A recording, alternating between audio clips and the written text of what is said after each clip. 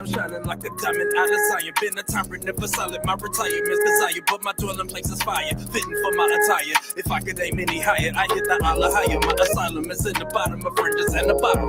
Wobble, shaking. Taking the city with a drum, cause it's one big titty bitch. Ready to get fucked from the front to the back. We never stumble, never lag. While they recover from the Sabbath, we on the same. There's always been like a Mexican against black, right? But then there's always been a black and Mexican together. Problems and I'm a troubleshoot. Rich niggas won't fuck with you, making they people uncomfortable. Usher you to the upper room, truly with the untouchable. Fully automatic boss status. Fully automatic boss status. Especially now too. Especially right now, that a lot of Mexicans are cooler with the blacks because of the era, right? Like the music and all that shit, right? So you saying it was always a separation, but it was always some or few who kept a bond between one another. Yeah. You know what I'm saying? Which is heavy. That's actually heavy. Yeah. You know what I'm saying? So when a Mexican used the word nigga, okay, first of all, what do you think about a Mexican using the word nigga? I think it's the same way as a black brother, a black person using nigga. And I agree with you. But go ahead, if you could explain. Because me, when I was growing up, I would say nigga. Yeah. And then when the first time I said it around black people, they, like for a split second, they looked at me like, but then after that was normal. Right. Because when I said it, I didn't notice them give me that look until like now when I think about it. Yeah. But I used to always like, what's up? Like, what's good, nigga? Like nothing. And then there's you, like, oh, it's cool. And it's, okay, would you say it's a different because you're not necessarily, okay, you weren't born in the 70s, 80s era. You was born in the 90s era, 90s, 2000s, which is kind of a different era. You know what I'm saying? Because when you think about it, Mexicans and blacks already had a whole standing situation in the 80s, the 70s, the 90s, and then you come in your era. Would you say because of the people that was ahead of you, they changed the situation, or would you say they've just always been that way, from your understanding? I can't really speak on that too much, but what I can say is there is some Iscarites that don't say nigga. They get offended when another Mexican says nigga. Why do you think that is? Because they just they're part of a gang that's strictly NK, nigga killer. So damn, you feel me? And then they also want to keep it like, you know, like gangster culture. Right. Like what's up, SA, what's up, fool? Like they don't want to say nigga. So you say nigga killer, okay. Mexican culture, gang type of culture, you know what I'm saying? So it's squads or gangs or affiliations in this area that's strictly NK, what you call nigga killer. Yeah. And they Mexicans. Yeah. But they nigga killers. Mm-hmm. They that's what they push because they beef with blackheads. With blackheads. Black hoods, like Bloods, okay. Or Crips. Okay. You know what I'm saying? Right. That's heavy what you're saying, man. Like what you're saying is crazy because you would never like coming from an East Coast environment, but coming from like a Philly or coming from any environment like in New Orleans or Chicago or fucking, I don't know, Seattle, Washington, you won't know what it's like to live in LA. Right. Or live in the IE. Or live in what's the part of Pasadena. You live in Pasadena, but what's the Grove? San Gabriel Valley. San Gabriel Valley. San Gabriel Valley. Nobody would never know what it's like to live that life. You know what I'm saying? But you live that life. You know what I'm saying? Not only did you live that life, you live that life as a Mexican. You know what I'm saying? Or live that life as a brother. You know what I'm saying? Sure. Who was under the ideology of society, you know what I'm saying, at that point in time. You know what I'm saying? So it's heavy what you're saying. I mean, so what would you think could be the solution to that? To what? To the blacks and Mexicans beefing like that. The UPK. UPK? That's the only solution. That's it. Heavy. Now music, UPK is the only solution. That's the only real solution. Learning the Bible in the Israelite school UPK, and learning that Black, Hispanics, and Native Indians, we're the same people. Right. So I was talking to Kazak Yad. Kazak Yad is a brother from LA, like you are, you know what I'm saying, Pasadena.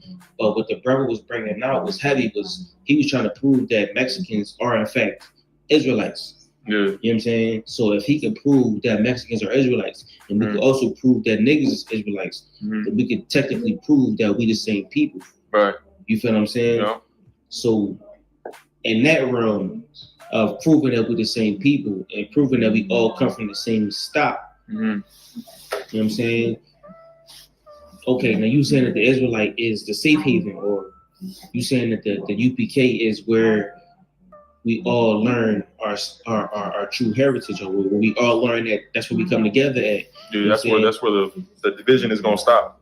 That's it. That's the only real glue. Yeah. Yeah. Absolutely.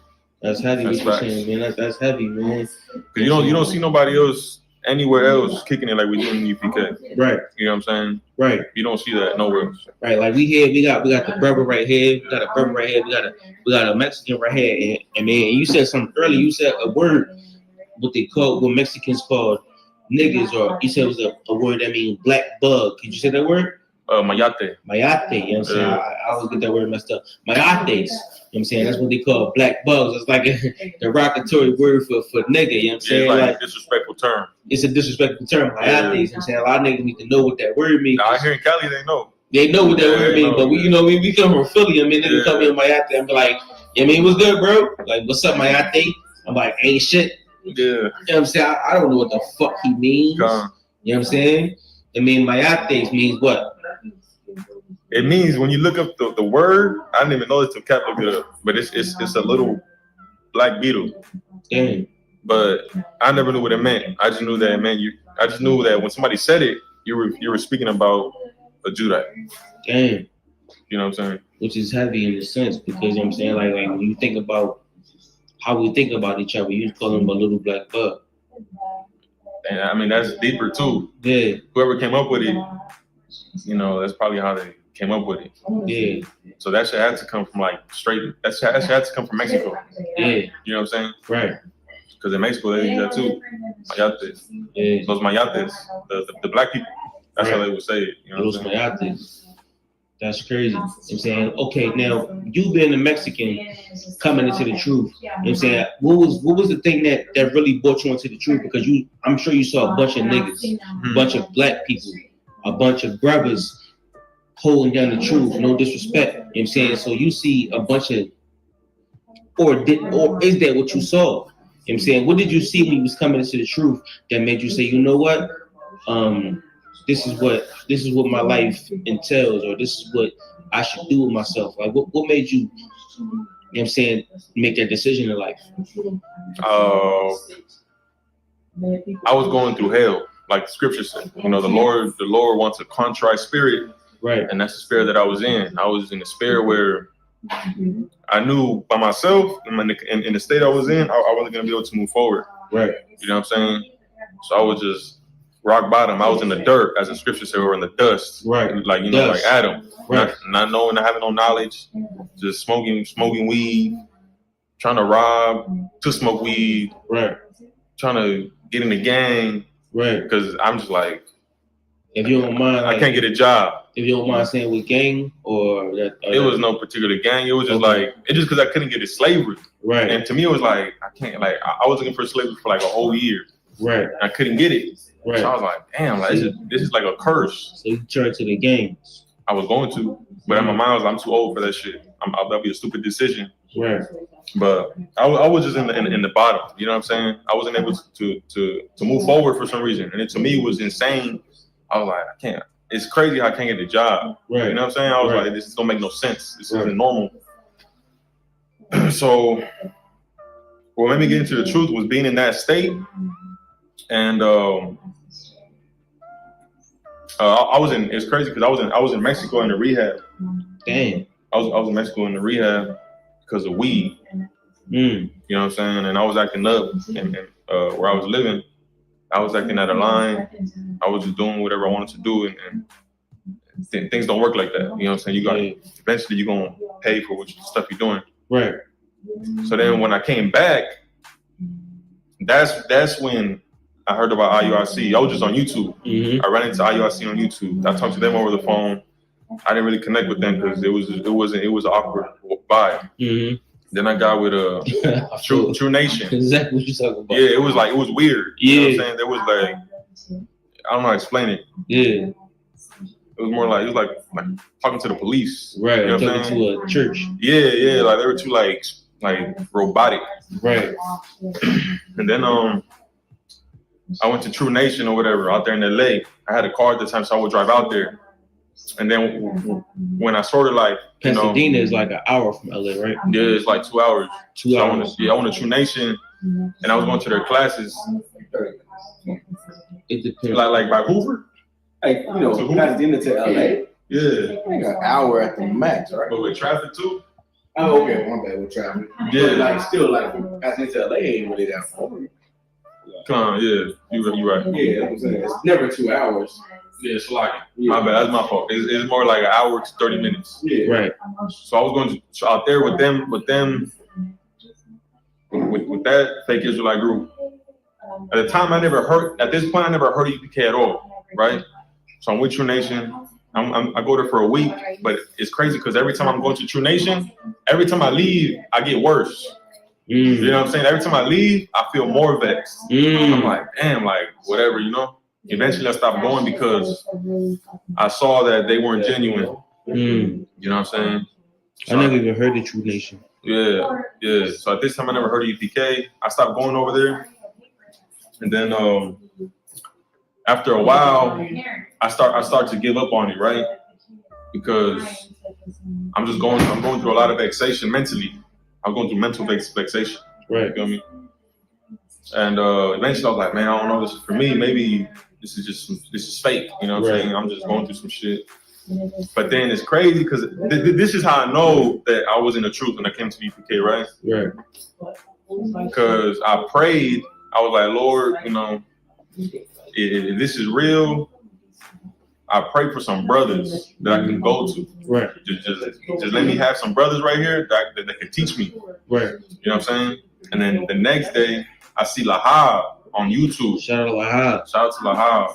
I heard in Cali. And when I saw him on YouTube, it blew me away because I knew him in high school. And he's the last person I think to be in the truth. You know what I'm saying? The last person. When you say last person, what you mean by that? Like I never thought of him being in the truth. Knowing him in high school, it's like, damn, that's a big change, big transition.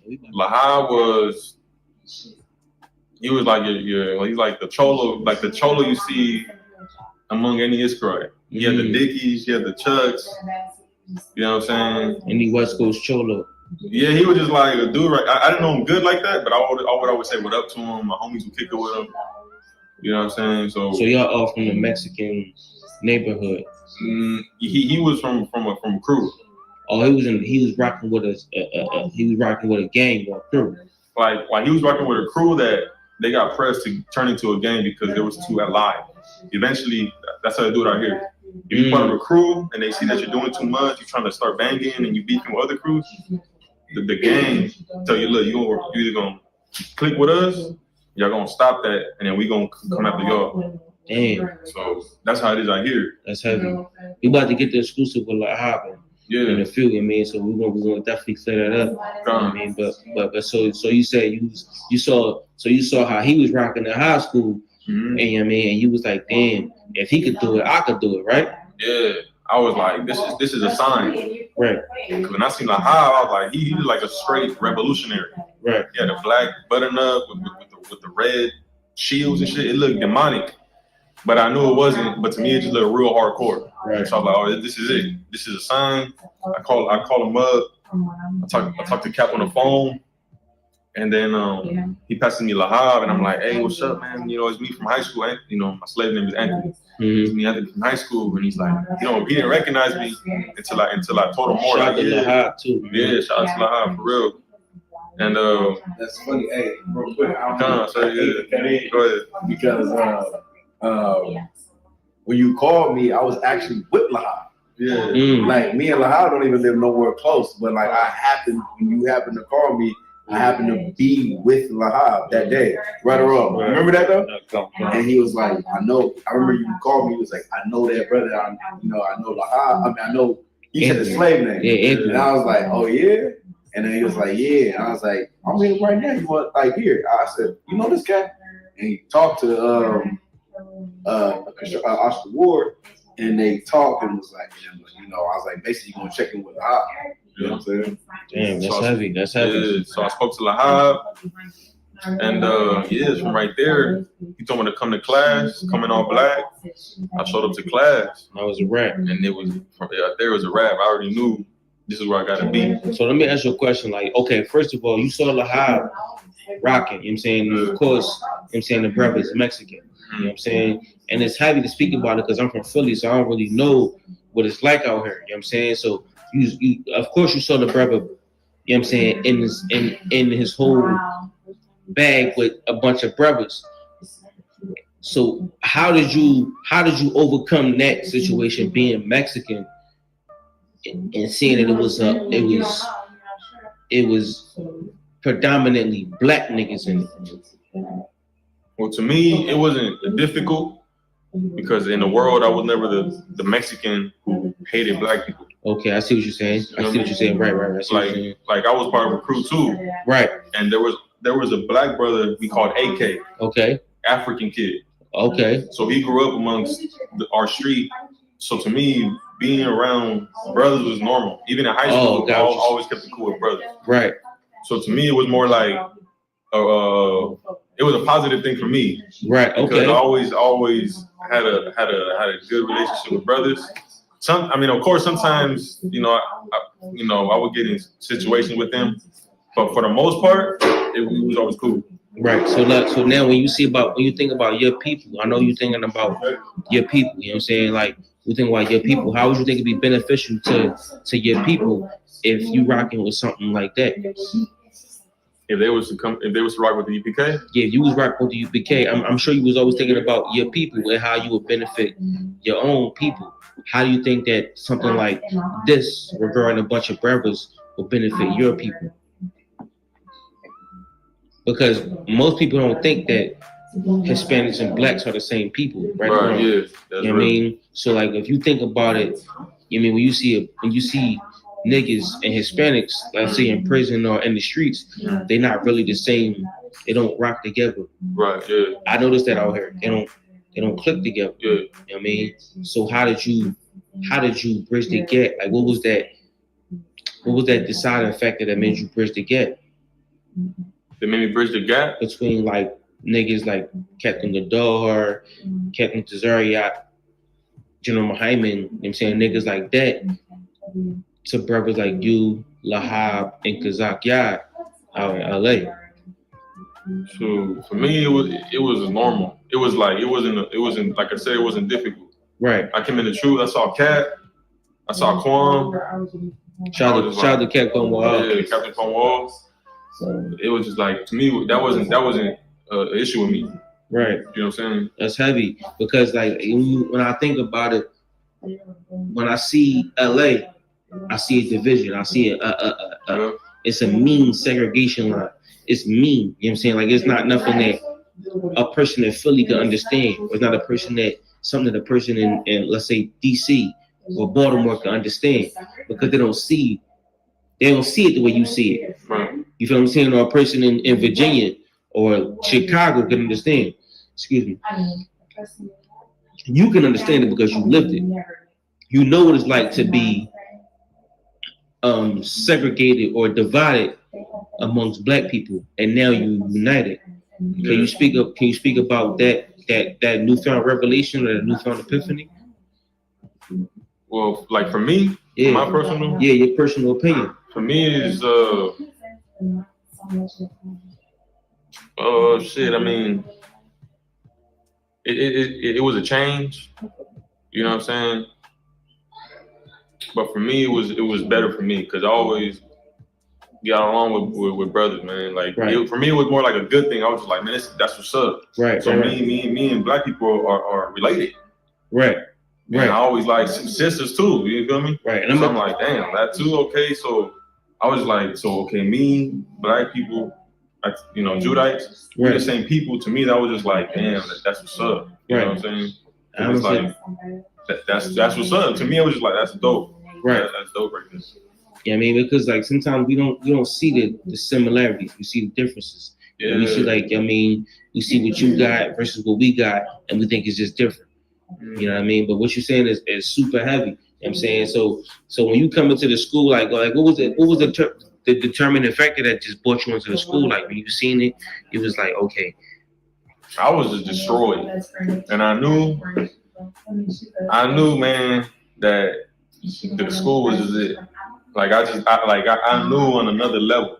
You know what I'm saying? Right. I knew on another level that if I didn't get into school, it was a wrap. You know what I'm saying? I was gonna end up in a loony bin, probably in jail, on drugs, or dead. Like for me, it wasn't like lukewarm type of stuff. Right. For me, it was like, this is it. Is that enough? Yeah. Like you could tell he probably tell you when I first came to his door, because he know me from high school. He was like, "What's up, man? What's up?" I just walked by and went inside. So I was like, "Yeah, I need to be here. Like heavy, I need man. this." That's heavy. That's heavy. So I mean, we right here, man. We out in LA, man.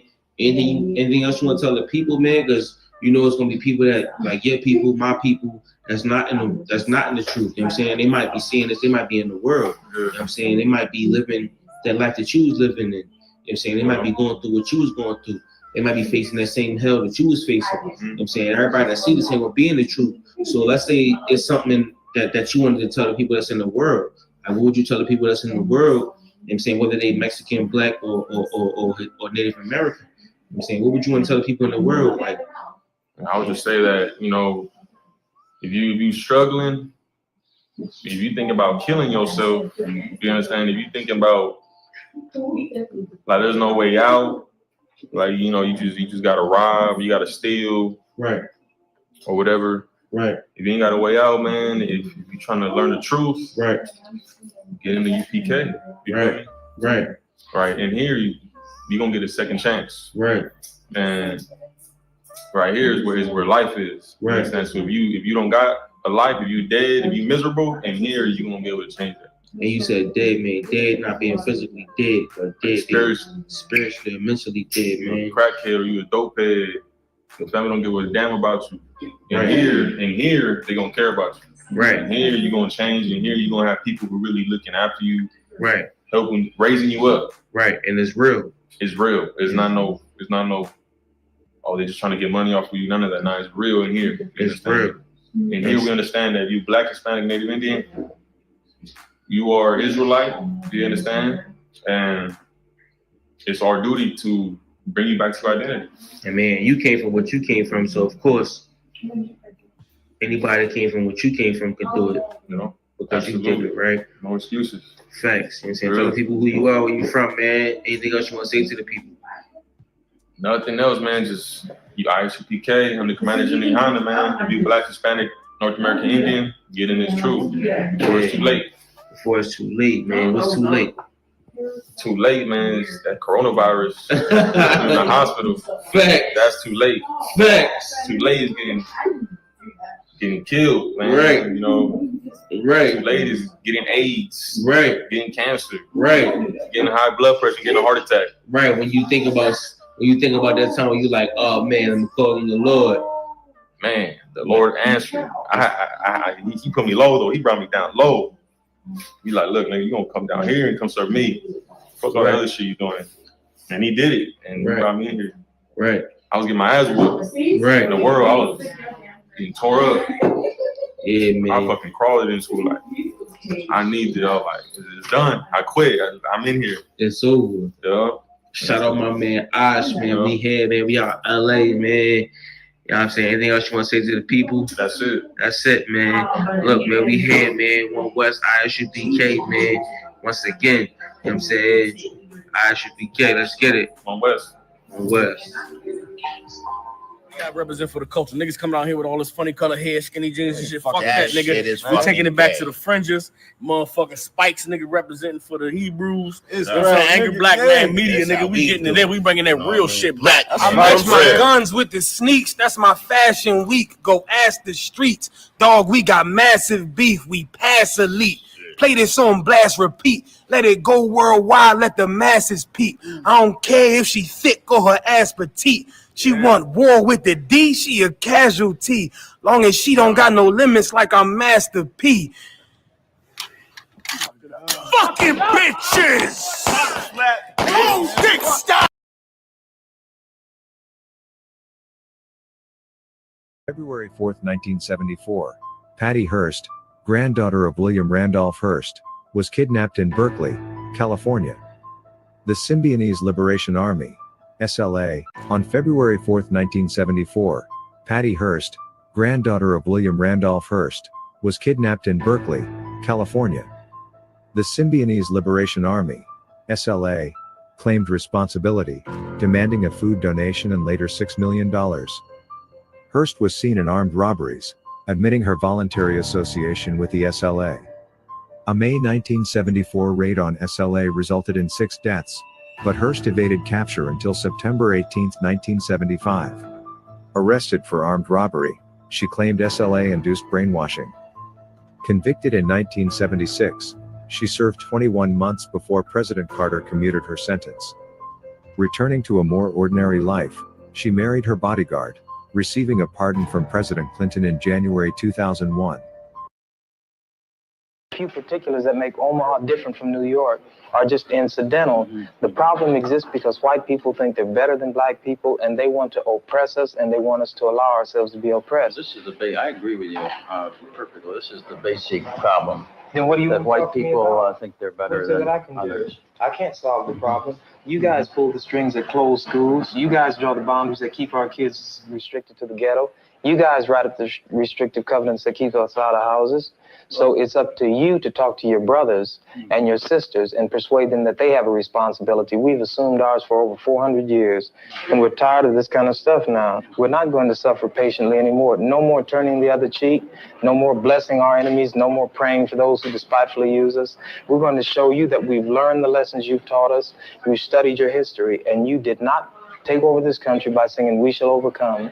You did not gain control of the world like you have it now by dealing fairly with a man and keeping your word. You're treaty breakers, you're liars, you're thieves, you rape entire continents and races of people. Then you wonder why these very people don't have any confidence or trust in you. Your religion means nothing. Your law is a farce, and we see it every day. You demonstrated it in Alabama. And I can say you because you're part of the whole system. You profit from it. In fact, you make your living from it. You couldn't walk around and talk to people, stand up in your pulpit on Sunday and preach nice little songs and say, now we're going to give thanks to the Lord for he is good and old Jesus be among us. As far as we're concerned, your Jesus is contaminated, just like everything else you tried to force upon us is contaminated. Well, so you can have him. And here's what I'll say. I wish you would follow Jesus like we followed him. Because if you did that, then we'd be in charge tomorrow. I think the problem is so bad that we can have no understanding at all. You think it's gotten to the point where there can never be that reconciliation? Then? No. You talk about justice, and it means one thing to you, and we talk about it and it means something else to us. And it'll always be that way. And I'd like you to know I have a terrible feeling against preachers because I think you guys are the ones who are largely responsible for the problem in the first place. And you can accept it or not any way you choose. And for you, this may be an excursion, you know, across the line. What about the person that wants to listen? I genuinely feel that I want to listen. Well, if you listen and try to do something, you get kicked out of your church. See, that's where your people are. Well, we can make changes. So the change that have come in back. God bless you, little brother. Come back and see us again sometime. And don't look back in anger. Thanks for taking it so well. He thought we were going to do in here like they do to us. If we went in one of their places, everybody would have jumped out their chairs and got some ropes together and hung one of us. We couldn't even go in one of their places like this.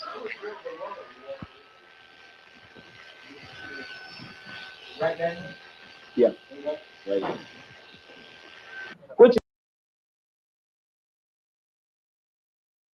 On February 4, 1974, Patty Hearst, granddaughter of William Randolph Hearst, was kidnapped in Berkeley, California. The Symbionese Liberation Army, SLA, claimed responsibility, demanding a food donation and later $6 million. Hearst was seen in armed robberies, admitting her voluntary association with the SLA. A May 1974 raid on SLA resulted in 6 deaths, but Hearst evaded capture until September 18, 1975. Arrested for armed robbery, She claimed SLA-induced brainwashing. Convicted in 1976, she served 21 months before President Carter commuted her sentence. Returning to a more ordinary life, she married her bodyguard, receiving a pardon from President Clinton in January 2001. On February 4, Patricia Hearst, the heiress to the in 1974, Patricia Hearst, the heiress to the media empire of the Hearst family, was kidnapped by the leftist armed group known as the SLA. 2 months later, Patricia adopted the name Tanya and joined the ranks of the SLA, participating in bank robberies. She declared herself a member of the SLA, armed herself, and even posed for photographs. After the FBI's armed confrontation with the SLA, Patricia was arrested following her year-and-a-half-long fugitive period. She faced charges of armed robbery and terrorism. Patricia shocked the United States with her statement that she was innocent because everything was an action carried out under the influence of SLA. Patricia's case became a prominent example of the phenomenon known as the Stockholm Syndrome, where hostages sympathize with or even join their captors due to brainwashing or survival instincts.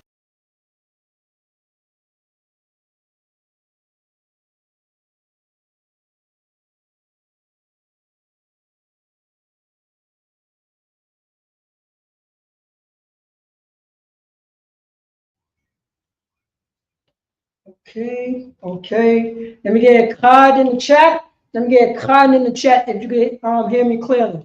Let me get a card in the chat, Baba Kashaw. A card would means number 1 in Hebrew, a card. Let me get a card in the chat.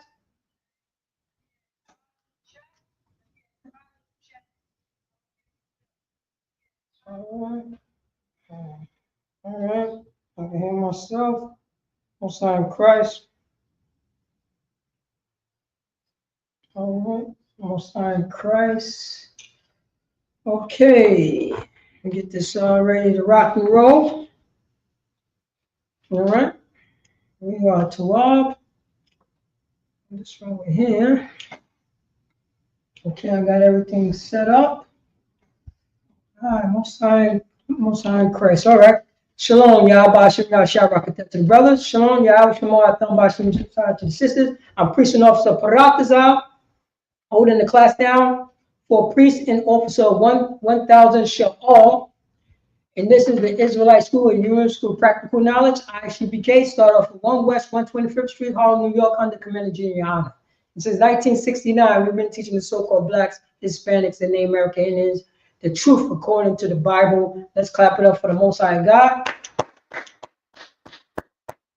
And this is, you know what I'm saying? This is the lower class. Since 1969, ISUPK have been teaching God's chosen people about the law according to the Bible. Let's clap it up. For Blacks, Hispanics, and Native American Indians. Right now, you know what I'm saying? The title of this class is The People of God. God laws is true, or your laws is the truth. It says it right here. I got it in the title. The people of God. God law is the truth, or our law is the truth. For Blacks, Hispanics, and Native American Indians, we have, you know what I'm saying? I always play the video about Stockholm Syndrome. So Stockholm Syndrome is letting you know that this white woman, the so-called white woman, that she was kidnapped. She was an heiress. She had all her family got all the money, and she was kidnapped by this, you know what I'm saying, by this terrorist group, this domestic terrorist. And the time that she spent with her kidnappers, she started thinking like her kidnappers. She started following her kidnapper ways. She started doing what her kidnappers is doing. So within, you know what I'm saying, within days, Patty Hearst became Tanya. Then she started robbing banks. She unalived a few people just like her kidnappers. She you know what I mean? She started, you know, she started being like her kidnappers. That's to let you know that Blacks, Hispanics, and Native American Indians, we've been in this country so long, we've been around our oppressors so long, we act like our oppressors now. If our oppressors sell drugs, we want to sell drugs, blacks, Hispanics, and Native American Indians. If our oppressor hate blacks, Hispanics, and Native American Indians, we started hating our own kind. You got black people from the north, you know what I'm saying, hate black people from the south. You got Mexicans that was born in America hate Mexicans that was born in Mexico. You got Puerto Ricans hate. You know what I'm saying? You got people who was born on the island of Puerto Rico hate the people that was born in the South Bronx. You have the Dominicans that was born in the South Bronx hate the Dominicans who was born in Santo Domingo. And we all learn this stuff from our slave master. Because you know what I'm saying, Joe Biden's people, Donald Trump's people, America's people hate blacks and Hispanics and Native American Indians. Then we started hating our own kind. We suffer from Stockholm Syndrome, blacks, Hispanics, and Native American Indians. Now we start following our own law, not God's laws, but our own law. We don't even see ourselves as God's chosen people. We don't see ourselves that we are the people of the book. If you read the Bible, if you read the Bible, if you believe in the Bible, we can't even say that we are people in the Bible. You know what I'm saying? Where's the African American in the Bible? Where's the Mexicans in the Bible? Where's the Dominicans in the Bible? Where's the Puerto Ricans in the Bible? Have any of these goddamn Christian church taught you who are you in the Bible? ISUPK going to teach you who you are in the Bible. We're going to teach you about these 18 nations with the Bible. If you believe in the Bible, you believe the Bible on this planet right now. There's only 18 nations. Oh, well, we never heard of that, huh? What nation are you in the Bible? And then you're going to believe, then we're going to believe our slave master. Our slave master is going to teach us the truth about this Bible. He's our slave master. He gave us white Jesus doctrine. He got us, God love everybody. Meanwhile, he's whipping our backs. But God's love everybody. Pie in the sky. Blacks, Hispanics, and Native American Indians. Our oppressor, Donald Trump, had taught us to hate the Bible, to hate, you know what I'm saying, to hate, you know what I'm saying, the Most High God. He taught us that. Now, you know what I'm saying, now African American women is the face of a whore. Now, you know what I'm saying, now the Honduras men are the most brutal, the most, you know what I'm saying, people from Honduras, people from Mexico, people from Santo Domingo, people from Venezuela. We are the face of terrorism in white people's eyes. We the biggest violators, the SAs, that's us. We the face of that. The stealers, the robbers, the kidnappers, we the face of all that negativity. Who put us the face of that, huh? When you think about people who are selling drugs, you only think about black and Hispanic. You never think about Joe Biden and Donald Trump. Oh, no. Anything negative, you think about so-called blacks, Hispanics, and Native American Indians. That's what you think about. That's what we think about. And we suffer from Stockholm Syndrome. And here at ISUPK, we're going to counsel you out of Stockholm Syndrome. You're not going to, you know what I mean? You're not going to love your slave master no more. White Jesus, you're not going to love white Jesus anymore. You're going to say Jesus was a black man from the tribe of Judah. That's what you're going to start saying. Because that's what we teach And that's what it says in the Bible. We're going to brainwash you. We're going to brainwash you into something great. We're going to wash all that disgustingness of Americanism. You're talking about your son could be your father, and your daughter, and your son could be your mother, and your daughter could be your father. We're going to wash all that away. Oh, we're going to wash all that away. All that disgusting white supremacy-ness. That's white people stuff. Let Donald Trump's mother become Donald Trump's father. That's their standard. Then later on, when we have brotherhood and sisterhood, we would show these other nations you're not allowed to think that way. Because Blacks, Hispanics, and Native American Indians is God's chosen people. You know what I'm saying? Blacks, Hispanics, and Native American Indians is the people of the living God. That's what it is.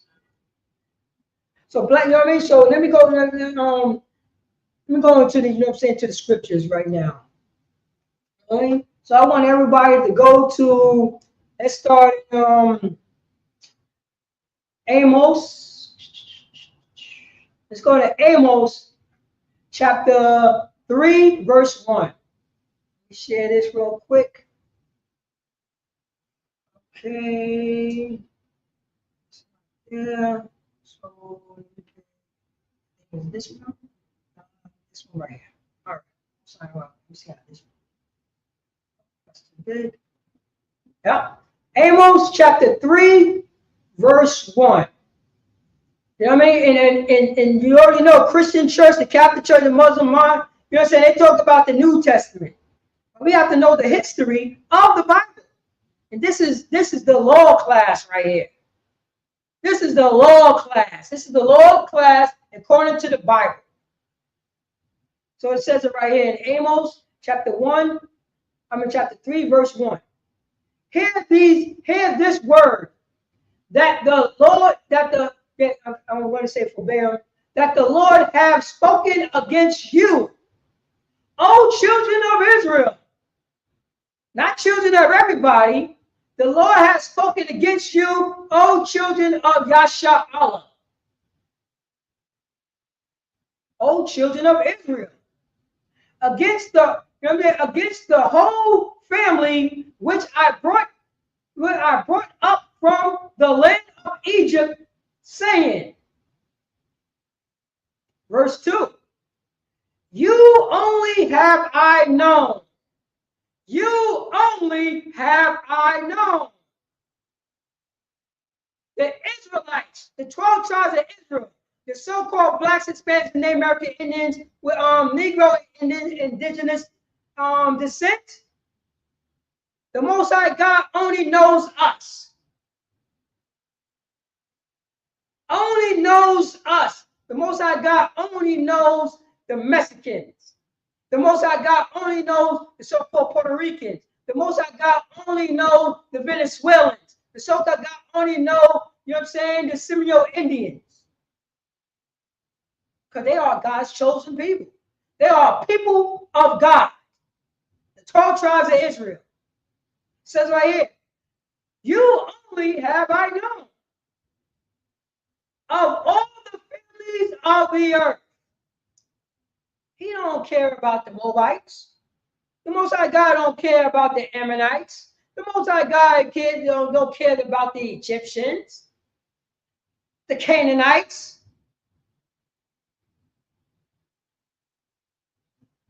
Most High God don't care about those other nations. He only cares about his chosen people. That's it. You only have I known of all the families of the earth. Therefore, I will punish you for all your iniquities. Blacks, Hispanics, and the American Indians. And this right here, in verse 2, who is he punishing for iniquities? Because iniquities means breaking of the commandments And who did the Most High God in this Bible right here gave the commandments to? Only one nation of people. And that was the 12 tribes of Israel. That was the Israelites, period. Nobody else. Don't let the Christian church lie to you anymore. They think they can become the people of the book. And the white man lied himself in the book. That's why everything in the book is white. If any black church talking about, you know what I'm saying, any black church or any Hispanic churches out there talking about Christ, he wasn't white. What year did you stop thinking about that Christ wasn't white? What year was that? Because I was born in the 70s. It was white all day, every day in this Bible. What year did you realize Christ wasn't white? Huh? Come on. You try to change your doctrine on us? We the one who came out in these streets and told you Christ is a black man, and our own kind fight against us. You know why they fight against us? We say, yo, Christ looks like you, brother. He's from the block. Could anything good come out of Nazareth?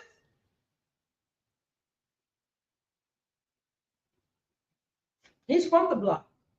Christ looked like you. A dark-skinned man with woolly hair.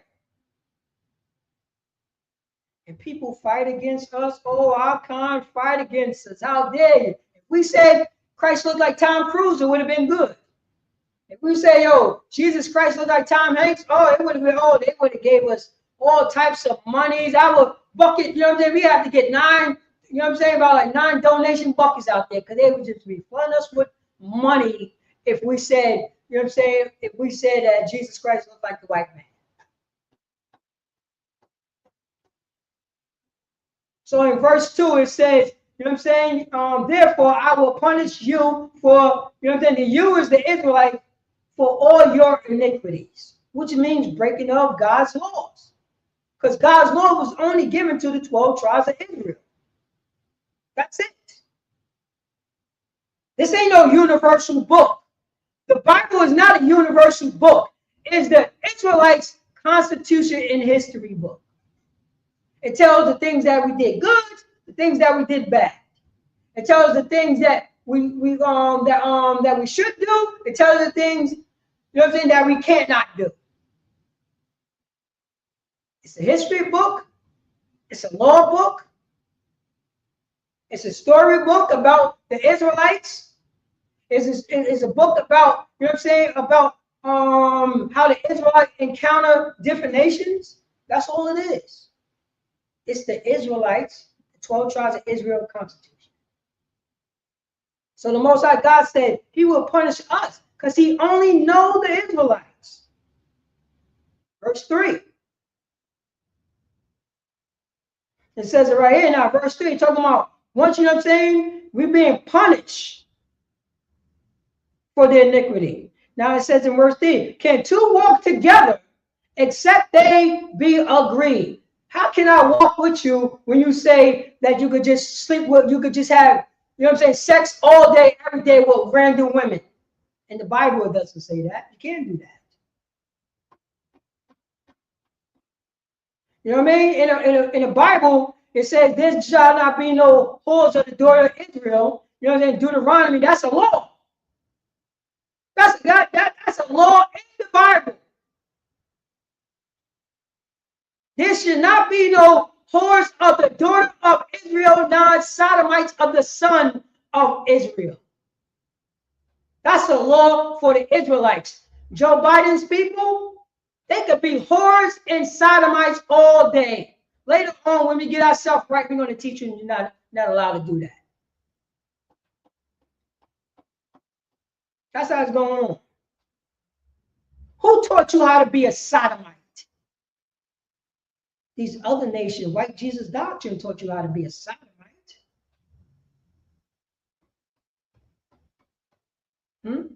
Taught our sons how to be sodomite. You see that right now. You know what I mean? They about to have a sodomite parade in America. America teach our children how to be sodomites and whores. It's going to be sodomy. And it's going to be whoremongers and whores, you know what I'm saying, in the month of June. They got a goddamn parade.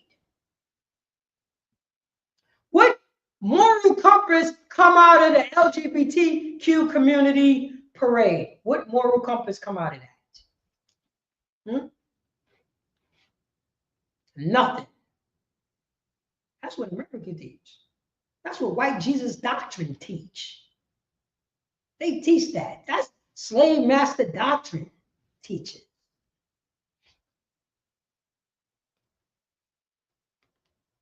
That's what it is.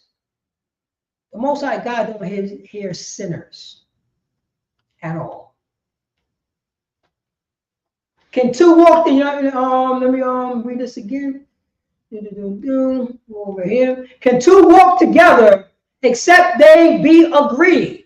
That's a question. Can I walk, you know what I'm saying? Can I walk with you when you try to justify selling drugs to one another? Huh? Selling drugs to pregnant women?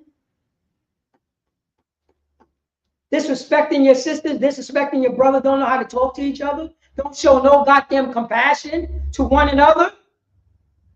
To look down, you know, to look down on a brother or a sister because they strung out on drugs and make fun of them? No. I can't walk with you. I can't walk with you because you're a disgusting bastard. You don't have no compassion for your people. You following your laws. That's what you're doing. You following your laws, not God's laws. God's laws, you know what I mean? You don't like God's laws because God's laws teach you about compassion because he don't care how you feel. You're going to, you know what I'm saying? You're going to treat your brothers and sisters right because they are Yasha Allah. And you're going to help them. Because they in spite of, you know what I mean, they strung out on the drugs, they still Yasha Allah. They still your kind. Show them some love. You know what I mean? Show some goddamn compassion. You show compassion to white women and dogs and cats. Show some goddamn compassion to the to the Native American Indians. Oh, no. I have to be a patriot. In spite of what this country and in history, what this country have did to blacks, Hispanics, and Native American Indians, we still love America. You got Stockholm syndrome. I can't walk with you. I cannot walk with you. I follow God. I show compassion to my people. I'm going to follow God's law. I think God's laws is the truth. I don't think, you know what I'm saying, your laws is the truth. Let me see here. Sign of Christ. Because for blacks, Hispanics, and Native American, we have to stop this right here. You know what I'm saying? We follow behind other people. Another nation of people. They telling us what is right and what is wrong. But we get upset for people who look like us, came from the same area of us, and give us the truth according to the Bible. Same thing what happened, you know what I'm saying? Same thing what happened to Jesus, ignorant court Jesus Christ, who are, you know what I'm saying, Yahushua Mashiach. Same thing happened to him. And all the other apostles. We showing you the truth according to the Bible. And you're going to come, you know what I'm saying? You're going to come over here with this white man doctrine, this white Jesus doctrine. You have bended the knee. If you sell drugs, you bended the knee to white supremacy. If you say God loves everybody, you have bended the knee to white supremacy. Because the white man told you God loved everybody. He beat you into submission, and he told you, do God love everybody? And you said yes. And he said, good boy. But meanwhile, you cannot read that in the scripture. can't read it at all. I just read Amos. You only have I know for all the families of the earth. That's the reason why I'm going to punish you. You only have I know. That's the Most High God speaking. That's Amos the prophet speaking to Yasha, to his people. To understand his people's going off. Stop following behind these other people. Stop trying to celebrate Halloween and Mother's Day and, you know what I'm saying, and Thanksgiving, you know, and Christmas. Stop doing that. Stop saying, you know what I mean? You know the Sabbath is on Saturday, but meanwhile you go to church on Sunday because, right, Jesus said go to church on Sunday. You off the top breaking the law. You leaning onto your own laws. You leaning onto your, you know what I'm saying? Your law is the truth. So your laws say celebrate, you know what I mean? Worship Christ. Worship the Most High God and read the Bible on Sunday. That's God's holy day, Sunday. That's your truth. That's your law. That ain't the Most High God's law. Then we're going to follow behind our slave master. Oh, that's not good right there. That is not good. But yo, let's go, you know what I mean? Let's go into the New Testament. We're going to go right here in the New Testament. Everybody go to Matthew's chapter 5 and go to the classic. Matthew chapter 5, verse 17. So let's go right here. Boom. 5 and 17. If I'm not mistaken. Oh, here we go right here. Matthew chapter 5, verse 17. And let me pull it up real quick for y'all. Matthew chapter 5, verse 17. And this is red lettering right here. This is red lettering. I want everybody to go to Matthew chapter 5, verse 17. Because everybody, you know what I mean? Everybody want to talk about Jesus Christ, but nobody don't want to follow his words. The title of this class is The People of God. God laws is the truth, or your law is the truth. We talking, you know what I mean? We talking before, you know what I'm saying? We talking to the 12 tribes of Israel. This, you know what I mean? This is Jesus right here talking. He said, think not. Listen up. The first words that came out of his mouth was, think not that I am come to destroy the law. So get that out of your, you know what I'm saying? Your thick head, Israel. Blacks, Hispanics, and Native American Indians. 12 tribes, not HARLEM. Think not that I come to destroy the law. That's off the top. Who told Blacks, Hispanics, and Native American Indians that the laws is done away with? What law is Christ talking about? Because a lot of y'all Christian church try to change your doctrine. Well, that's the law of Jesus. What law is this? What law is, think not that I come to destroy what law? Because the only thing was here was the Tanakh in the Torah. That's it. That's what he's reading out of. But people say, oh, no, that's the law of Jesus right there. What law is this now? What law that he's talking about not destroying? What law that he's not destroying? That means that we have to find out what law that he's talking about that he's not destroying. Blacks, Hispanics, and Native American Indians. Huh? Who told you that the laws is done away with? You got it from the, you know what I mean? You got it from the Messiah's mouth. He's telling you, think not, I am come to destroy the law.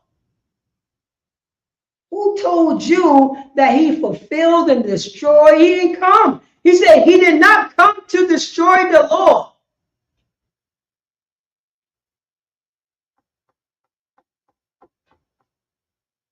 That's what he said. I ain't come to destroy the law, but to fulfill. What you know what I mean? I ain't come here. He said, it says right here, think not that I come to destroy the law, all the prophets.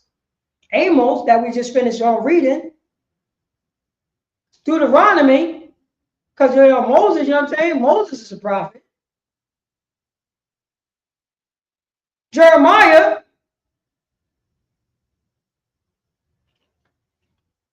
all the prophets.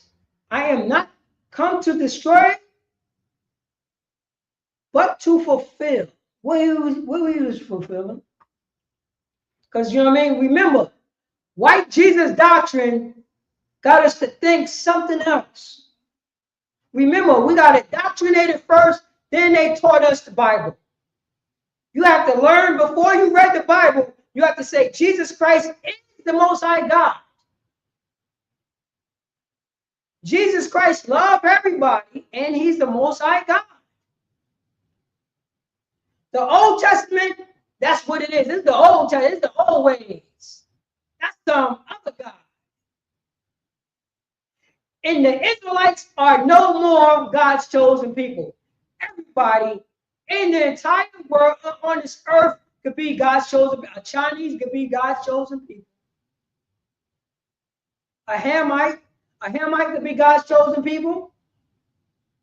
An Ishmaelite could be God's chosen people. A Canaanite could be God's chosen people.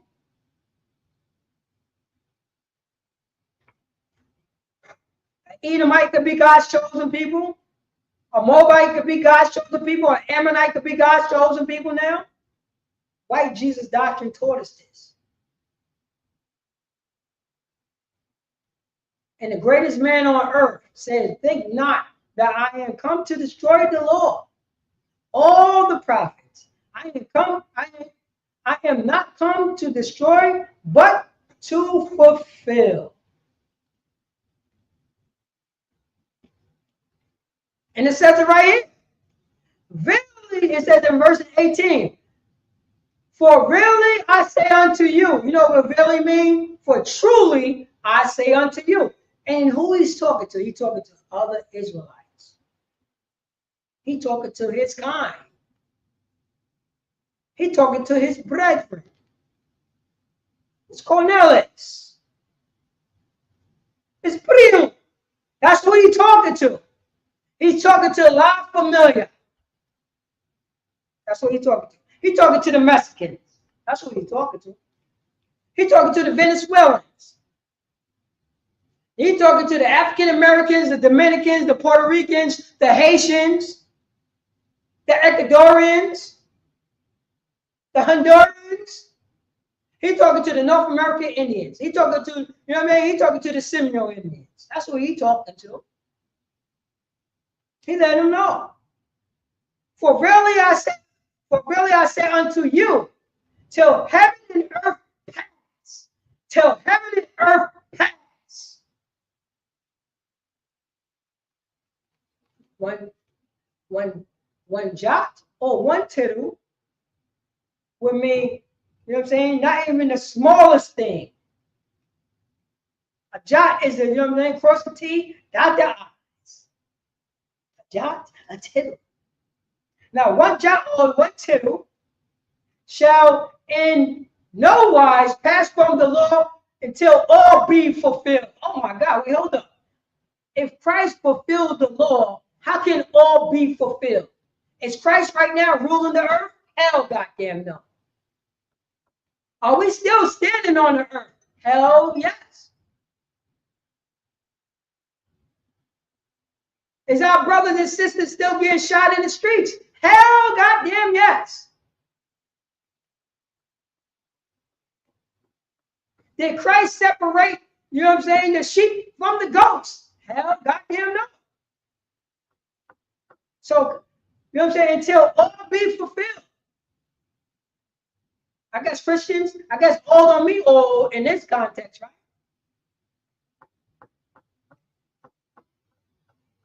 So now you have to ask yourself, what did, you know what I'm saying, your house shall fulfill? The reason why I'm reading this this precept, because blacks, Hispanics, and American Indians think our oppressor is going to teach us the truth about the Bible. And he told us how to be whores and sinners, how to be whoremongers and sinners, how to justify to sell drugs to one another, how to justify to disrespect one another, how to justify to not have no compassion towards one another. That's what happened. He said, I got stuff from 17 again. Think not that I come to destroy the law or the prophets. I am not come to destroy, but to fulfill. Verse 18. For really I say unto you, Israelites, till heaven and earth pass, one jot or one tittle, any little thing, any cross the I, dot the T's, shall in no wise pass from the Lord until all be fulfilled. Till all be fulfilled. Verse 19, Matthew chapter 5, verse 19. Whosoever therefore shall break one of these least commandments. What commandments is Jesus Christ is talking about? What commandment? Remember, he didn't come to destroy the law. So if you break one of these least commandments, where is the least commandment? Where can you find the least commandment? Is that Jesus' commandment? Or is God's commandment? Because the Christian church is so goddamn confused, because the reason why the black Christian is confused, because you know what I'm saying? Because the black Christian enemy is the devil, what the Bible speaks of. And with the devil confused things. He confused things. That's the reason why you don't understand this. We have to be retaught again. We have to, you know what I'm saying? ISUPK got to brainwash you. Because we suffer from Stockholm syndrome. Blacks, Hispanics, and American Indians.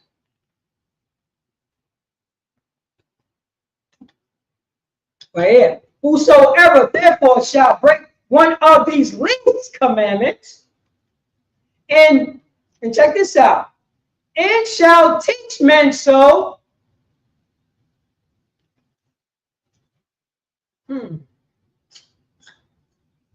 Breaking God's laws, huh? Who's teaching men to break the commandments of God? Who taught blacks, Hispanics, and American Indians to go to church on Sunday? Who taught blacks, Hispanics, and American Indians to celebrate birthday? Who taught blacks, Hispanics, and American Indians to celebrate Easter? Who taught blacks, Hispanics, and American Indians that God loves everybody? Who taught blacks, Hispanics, and American Indians to eat pork? Who say God's laws is done away with? It sounds like that person who's teaching us to break God's laws, it's not a man of God. It said, whosoever therefore shall break one of these least commandments, and the person who's breaking the least commandment, and shall teach men so, teaching other men to break the least commandments, to break, you know what I'm saying? If you're breaking the least, you're breaking the greater. He shall be called the least in the kingdom of heaven. Wait, hold up. You want me to be the least in the kingdom of heaven? Because you teaching me to eat pork. You say it's okay for me to eat pork. You say it's okay to, you know what I'm saying, to whore out sisters. You telling me it's okay to get tattoos, to mark my skin to the dead. You say it's okay for me to go on church on Sunday, because that's God's, you know what I'm saying, that's God's day. Who said that? Who changed God? Who changed the Sabbath to Sunday? Who did that? The Pope did it. White Jesus Doctrine did it. Donald Trump did it. Tom Hanks did it. Tom Cruise did it. That's what happened. They did it. Now we following these people. Let me read it. Teach men so they should be called the least in the kingdom of heaven. But, and this is what the ISUPK does, right? This is what we do. But, which means opposite for what I just read. So the people who teach us to break the least commandment, we're going to read now for those who don't, for those who teach us not to break the least commandment. But whosoever shall do and teach them, they shall be called great in the kingdom of heaven. Do you want to, do you want to be great in the kingdom of heaven? For you to be great in the kingdom of heaven, you have to teach men to not break God's laws. From the least to the great, and from the great to the least. That's how you could be great in the kingdom of heaven. But if you want to be less in the kingdom of heaven, you could teach them to be, to break God's laws. But somebody told us laws is done away with. So now, you go back to my title. God's, the people of God. God's law is the truth, or your law is the truth? Your law is teaching us to be the least in the kingdom of heaven. I don't want to be the least. I want to be the great in the kingdom of heaven. So I'd rather follow God's truth. That's what happens for Blacks, Hispanics, and American Indians. All right. Now we're gonna go back. We're gonna go. Let's go back to the Old Testament. All right. And I want everybody to go to Deuteronomy chapter 6, verse 1. Deuteronomy chapter 6, verse 1. Bob Gashar. All right. Oh, let me get a shout out. Let me shut the people out. Oh, okay, sis. I see Ashley. You know what I mean? Ashley from BK, no doubt. Shalom, Shamar Adam by Shemiyah. What's going on, sis? You know what I'm saying? Your choir is always in the house. I see you, sis. You know what I'm saying? Do your thing. You know what I mean? I won't start class unless you in there. Most High in Christ. Let me give you, Let me give you some pics. Okay, sis? All right. Let me see. All right. We got Queen Azza. I hope I pronounced your name correctly. Queen Azza. Okay, no doubt. You know what I'm saying? Check. All right, she's checking in. No doubt, sis. What's going on, sis? Shalom Yahweh, Shamar Atam by Shem Yashah, sis. No doubt. You know what I'm saying? River, Leon, okay. She's the River Leon Jr. Shalom Yahweh by Shem Yashah. What's going on, brother? If you in class, Most High in Christ. So now, I want everybody to go to Deuteronomy chapter 6, verse 1. Deuteronomy chapter 6, verse 1. Because right now, we having a law class, so we got to make sure. See this? Right there. There you go. Deuteronomy 6 and 1. Okay. So this is the Israelites right here. Because, you know what I'm saying? Just remember what the Christian church always said. That's the Old Testament. Well, you have to, how are you going to start from the back of the book?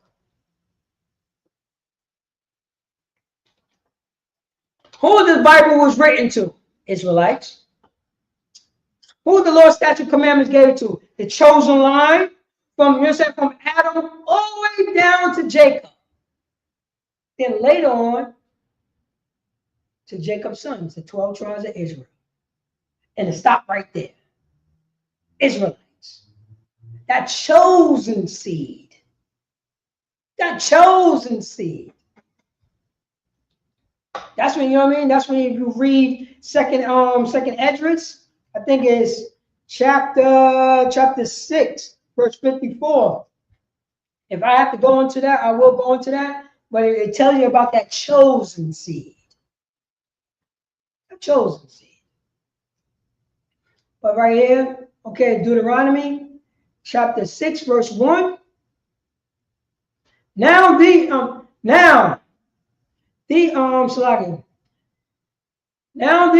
the commandments, the statutes, and the judgment which the Lord your God commanded to teach you, that ye might do them in the land whether ye go to possess. So wherever to possess it. So wherever the Israelites go, the 12 tribes of Israel, we're going to follow the Lord's statute commandments according to the Most High God. Doesn't matter where we at, we got to follow these laws right here. That's what we have to do. Blacks, Hispanics, and the American Indians. We're not going to follow behind our oppressor. We're going to follow behind our Lord, you know what I'm saying, by the Most High God. And I already know that we're in captivity right here. But we're going to do our goddamn best. That's what we're going to do. We're going to do our best. Because we are God's chosen people. We got to make goddamn lemonade. That's what we're going to do. That's what we're going to do. We're going to follow because we are God's chosen people. So whatever we're going to do to follow God, that's what we're going to do.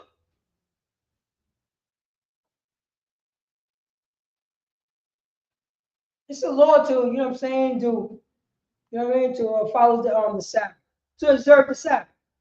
But we're in captivity. You go to, you know what I'm saying, you go to your job, and you let your job like, yo, you know, I follow the Sabbath, and I was wondering, can I get Saturday off? If you know what I'm saying, if your slavery says that you cannot get Saturday off, the sin is on your boss, not on you, because you tried to talk to your boss, to, you know what I mean, and let them know, like, oh, I observe, you know what I mean, I observe the Sabbath, can I get the Sabbath off, please? He said, nah, you can't. Okay, it is what it is, because we're in captivity. In our own land, ain't nobody working the Sabbath, not even heathens. Other nations in our country will work the Sabbath because it would be a law.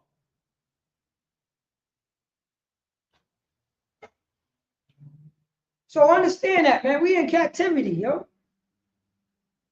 But it's things that we can do. Even if we in captivity, we don't have, you know what I mean? It's against the law to sell drugs to one another.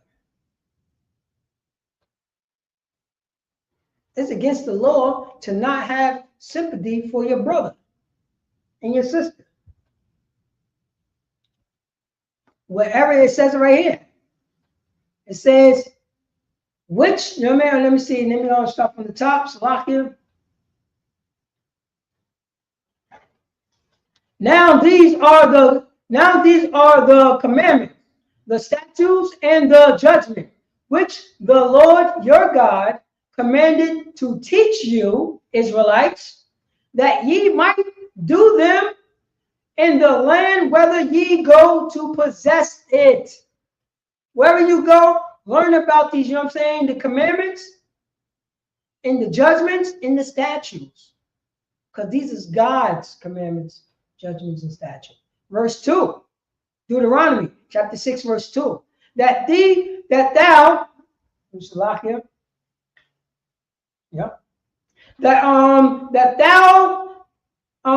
mightest fear the Lord thy God to keep all his statutes and his commandments, which I command thee,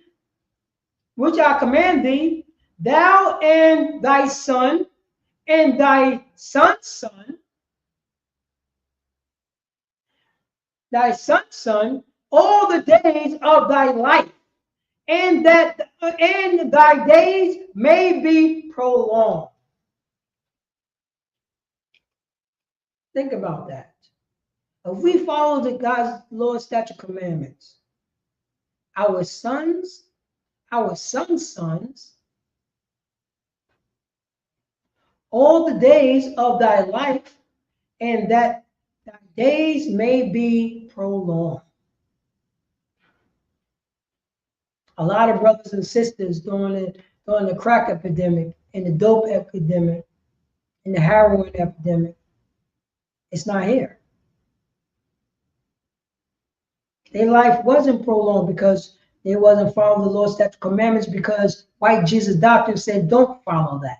We follow, you know what I'm saying? Once we follow behind our enemies and our oppressor, that's when our life is not prolonged. That's how our life, you know what I mean? Our life ended. That's the reason why we stepping over our drunk uncles to smell pissy elevators and think that's cool. Going outside and, you know what I mean, and hearing gunshots. Oh man, that's cool.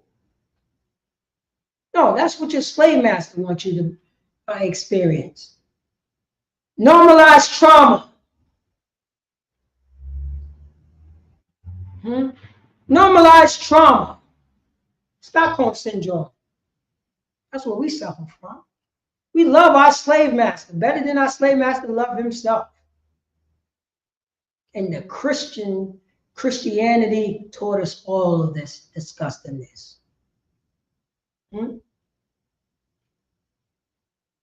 Christianity is a strong goddamn drug. Strong goddamn drug. Because it was forced on you. The drug was forced on you. Because you don't want to fight. You don't want to fight. You want to assimilate into nothingness. You don't want to be unique. You want to assimilate in white Jesus doctrine, in America doctrine, in slave masters doctrine, and keep your head down. You don't want to ruffle anything. I love everybody. I don't see color. We became accessory to the murder. You know what I'm saying? We don't want our days to be prolonged. Because we're supposed to teach our sons and daughters about the Lord's statute command. We're supposed to teach our sons and daughters, you know what I'm saying, that you are Yasha Allah. You are God's chosen people. You are a special people, according to the Most High God. And Jesus Christ died for you, not for everybody, particular you. He died for you. And we could prove it in the Bible. In the Bible. But somebody else, another nation, George Washington picked this Bible up and said God loves everybody. He put himself in the book.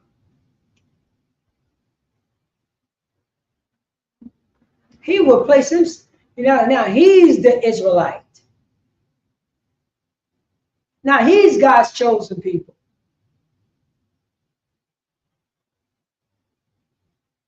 And he set himself up as God and God's chosen people by the sword. By the sword. That's what he did it. By the sword. Our oppressor is the devil, what the Bible speaks of. These snow roaches. You know what I mean? These filthy snow roaches, that's what they are. They are goddamn bottom feeders. Everywhere they go, they try to become, you know what I'm saying? They just an organized lie. Elon Musk is a South African. Elon Musk is a South African.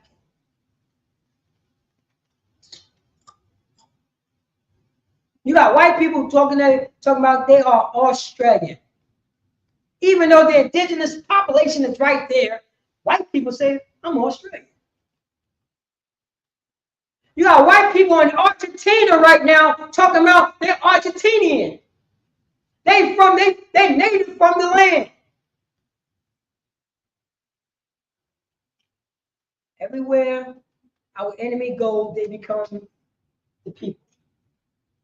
Because they're a bunch of culture vultures and a bunch of goddamn liars.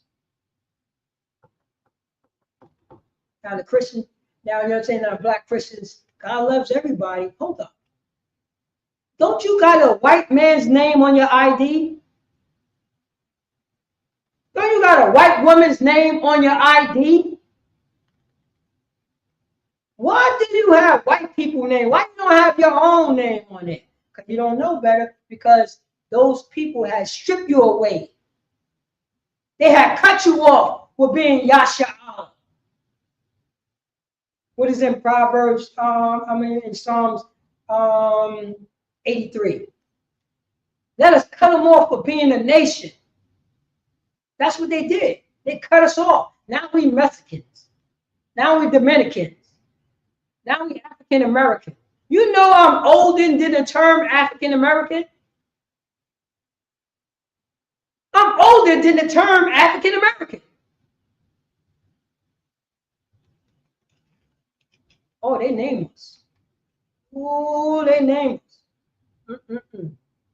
Because we are homeborn slaves. Just remember, slave master named their slaves. Slave master named their dogs. And we are dogs to these other nations.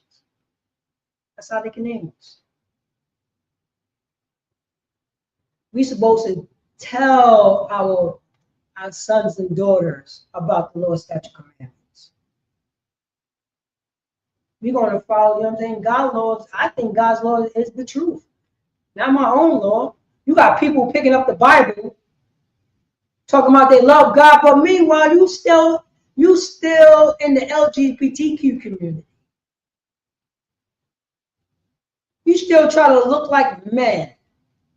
You still try to look like a man, try to look like a woman.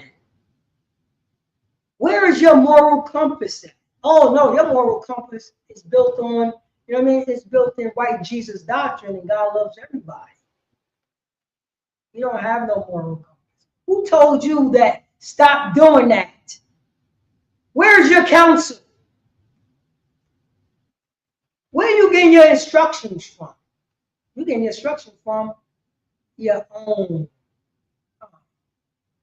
in your own head. That's where your instructions coming from. We got here, Deuteronomy chapter 6, verse 3. Hear therefore, O Israel, and observe to do it, means the Lord's statute commandments, that it may be well with you. We say, well with thee, which means you, Israelites, and that ye, Israelites, may increase mightily. So it said the Israelites who follow the Lord's statute commandments, to observe, to do all the commandments, to do the commandment with the Most High gave the Israelites, we will be increased mightily as the Lord your God, the Lord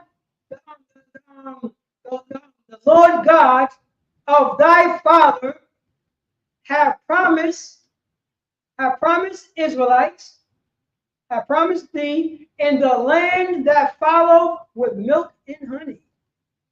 Oh, it's going to be sweet. It's going to be right and exact. That's what's supposed to happen to the Israelites.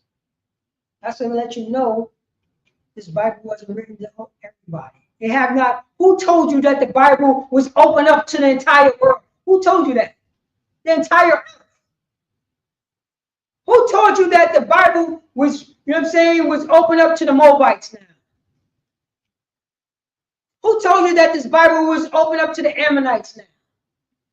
Who told you that this Bible was opened up to the Canaanites, to the Gergesites,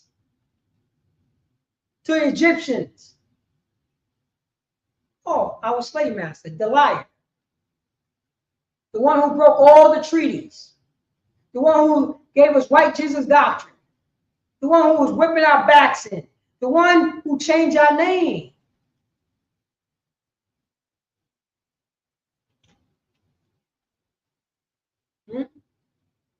We're going to follow behind this disgusting bastard. Verse 4. Hear, O Israel, the Lord our God is one Lord. You got them right. That's the golden, you know what I'm saying? That's again, you have to shout out to this triune, you know what I'm saying? There's, talking about, you know what I'm saying? Jesus is God, God is God, and the Holy Spirit is God. That's white Jesus doctrine. That's that, you know what I mean? That's that confusion with our oppressor put on the Bible. Confusion. And when they could confuse people, they could take over your land, and now your son could become your mother. Those are those people right there. That's the confusion.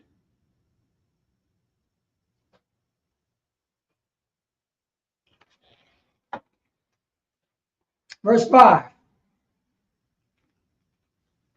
So verse 5. And thou shalt love the Lord thy God with all thy heart and with all thy soul and with all thy might. Don't that sound familiar? Don't that sound like that's what Jesus Christ said? Ain't he called Jesus Christ, who are, you know what I'm saying, Yahushua Mashiach? He said that. He's quoting the Old Testament. Just remember what he said in Matthew chapter 5, verse 17. He ain't come to destroy the law or the prophets.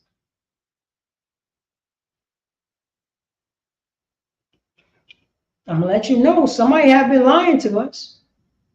Deuteronomy chapter 6, verse 6. And these words which I commanded thee this day shall be in thy heart.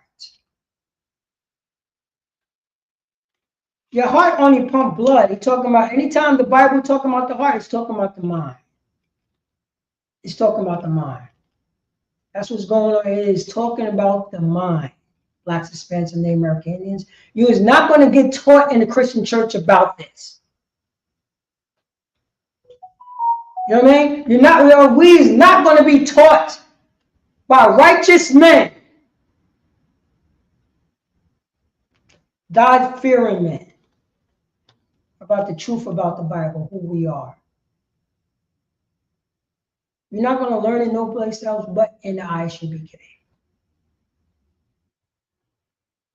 This is what, you know what I mean? This is what we teach all day, every day.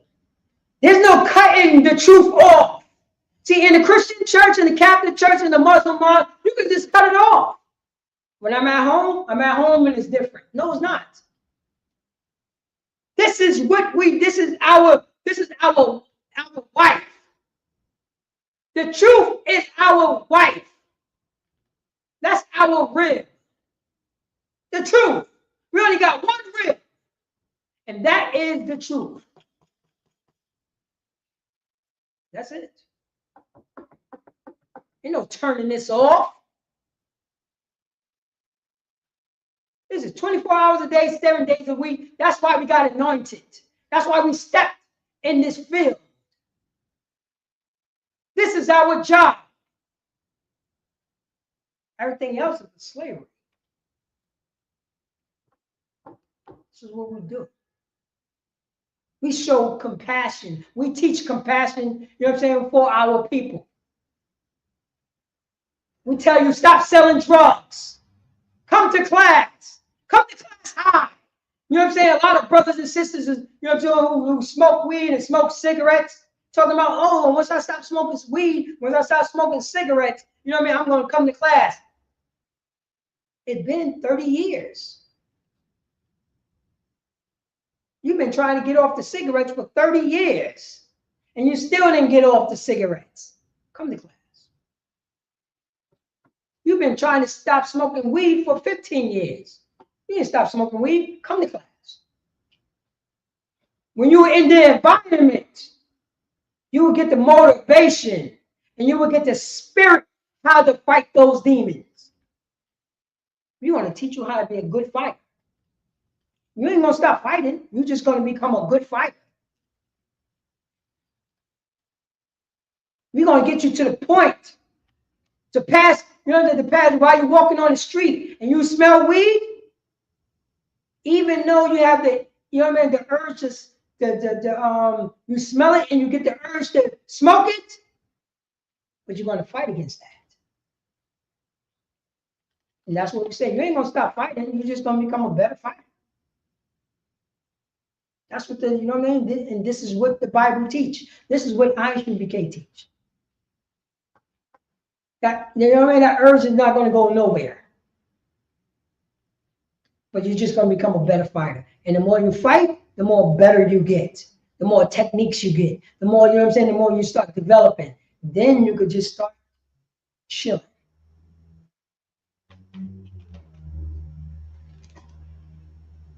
That's how it's supposed to be. Let me read 6 again. Deuteronomy chapter 6, verse 6. Okay. And these words which I command thee this day shall be in thy heart. The Lord's statute commandment is supposed to be in your heart. God's truth is supposed to be in your heart. Blacks, Hispanics, and American, not American's truth. American truth is disgusting. There's no moral base in America. Nothing. It's built on blood. Verse 7. And thou shalt teach them diligently unto thy children. We should teach the Lord's statute commandments eagerly to our children. Blacks, Hispanics, and American Indians. And shall talk of them which thou sittest in thy house. We're going to talk about the Most High God. We're going to talk about Yahshua. We're going to talk about the Lord's statute. We're going to talk about our Constitution. And we're going to teach it to our, to our brothers and sisters, to our sons and daughters. We're going to let them know. So when we go in the house and sit down and chilling, we speaking it. While we walking, whatever we doing, it's always going to come out. Who we are and how, how we conduct ourselves. And when thou walk by the way, and when thou liest down, oh man, it doesn't matter. We're going to always be in this goddamn Bible. Because it's our Lord's statute commandments. It's God's words. There's no turning this off. It's always going to be this. Not like the Christian church. All right? We're not going to do that.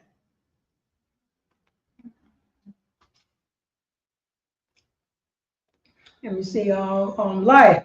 And when thou rise up, before we go to bed, we talk, we're thinking about the Most High God. When we raise up, we're thinking about the Most High God and our people. That's it. That's God's truth. But guess what? Your truth, your law is your truth. So when you wake up in the morning, you're not thinking about being a brother to your brother when you wake up in the morning. No, you're thinking about selling drugs to your brother. When in your laws, when you wake up in the morning, you're thinking about making whores out of your daughter. When you wake up in the morning, when sisters wake up in the morning thinking about, let me walk around naked in front of my brother, in front of my mother and father. In the law, we're not allowed to do that. In Leviticus, I think is it 18:1? Let me bring that law up. I'm gonna bring this law up about nakedness. Because this is what we teach us. Let me see here. All right, let me pull this up right here. Let me bring up the law of nakedness.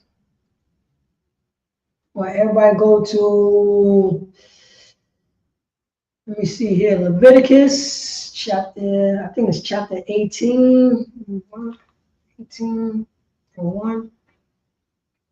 Let me see here, blow this up. Okay, everybody go to Deuteronomy chapter 18, verse 1. 18, and let me see, yep, here we go. Let's see here, let me see the time. Oh man, the time is going very fast. Everybody go to, we're going to go back to Deuteronomy. I want everybody to go to Leviticus chapter 18, verse 1. And we're just going to read down real quick. So, you know what I mean? I'm just going to give you the context about nakedness. A woman who walking around with a tank top showing off her stomach, that's nakedness. A woman who's walking around with a bikini, there's nothing different between panties and bikini. That's nakedness to God's chosen people, a daughter of Zion. We're not allowed to do so. Blacks, Hispanics, and Americans. That's nakedness to us. Put some goddamn clothes on. Cover yourself. You know what I mean? While you showing off your breasts and that front butt, that's for your husband. That's not for your brother. That's not for your sister to see, for your mother to see, for your father to see. No, that's for your husband. Put some goddamn clothes on. But in America, say that you can walk around like that because America don't have no moral compass. It's okay for your daughter to be a goddamn whore.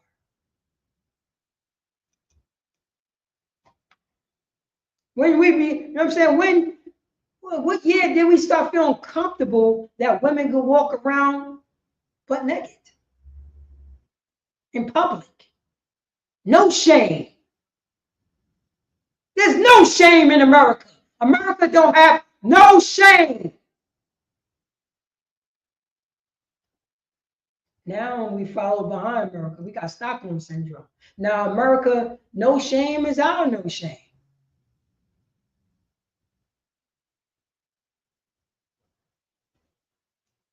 All right. Yeah. We got Leviticus chapter 18, verse 1. And the Lord spake unto Moses, saying, verse 2, speak unto the children of Israel, and say unto them, I am the Lord your God. Oh, we.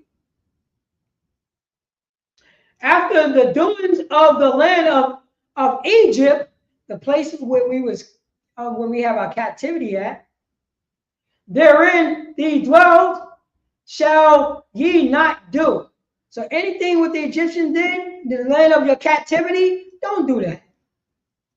And after the doings of the land of Canaan, whether I bring you, shall ye not do. Don't follow behind these Canaanites. Don't do what these other nations is doing.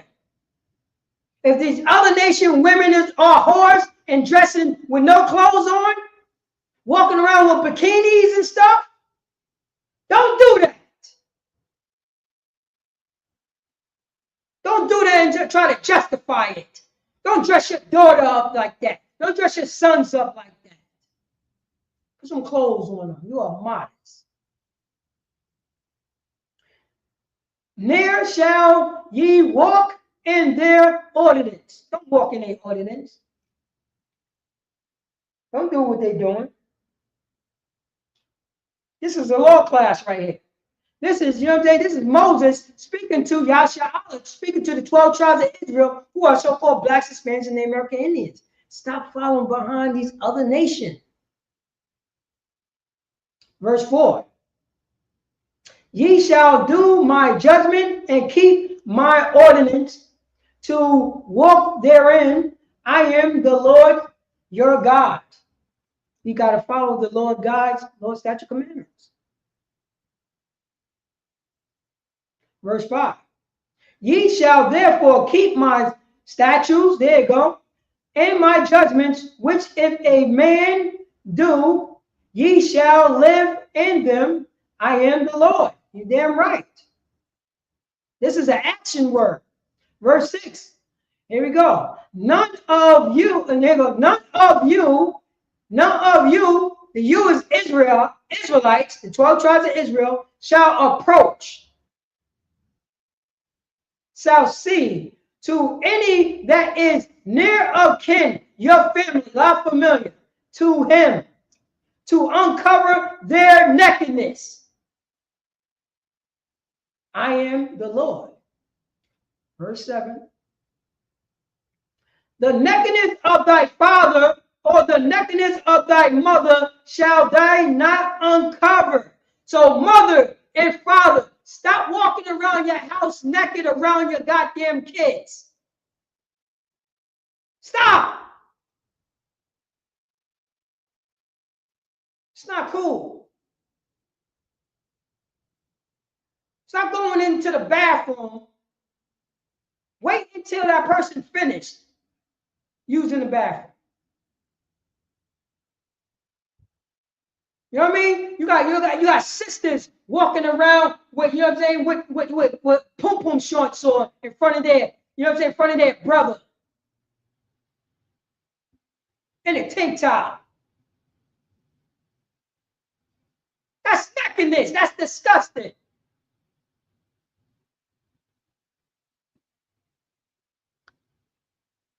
It's not cool. In the Bible, we're not allowed to do that. The nakedness of thy father and the nakedness of thy mother shall thou not uncover. She is thy mother. She is thy mother. Thou shalt not uncover her nakedness.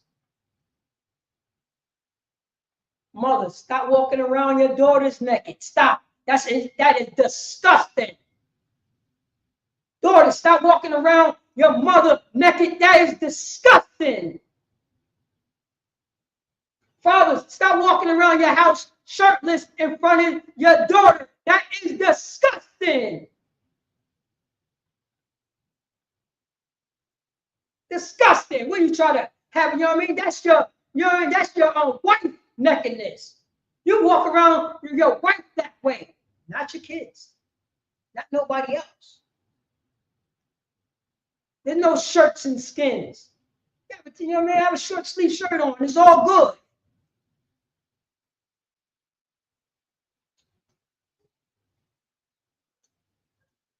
So right here, verse 8. The nakedness of thy father's wife shall thou not uncover. It is thy father's nakedness. Blacks, Hispanics, and American Indians. You didn't know that? Somebody told us wrong. Blacks, Hispanics, and American Indians. We have a dress code for God's chosen people. The dress code. There's a dress code for God's chosen people. Verse 9. The nakedness of thy sister, the daughter of thy father, or daughters of thy mother, whether she be born at home or born abroad, even their nakedness thou shalt not uncover. Ooh-wee. The nakedness of thy sister, daughter, thy sister's daughter, your niece. So it will be my sister, daughter, and so it will be my niece of thy father or daughter of thy mother, whether she be born at home, born in your city, or born abroad in a different city. So if your father have a daughter, have another daughter, and she was born in South Carolina, and another daughter, from the same father, was born in New York.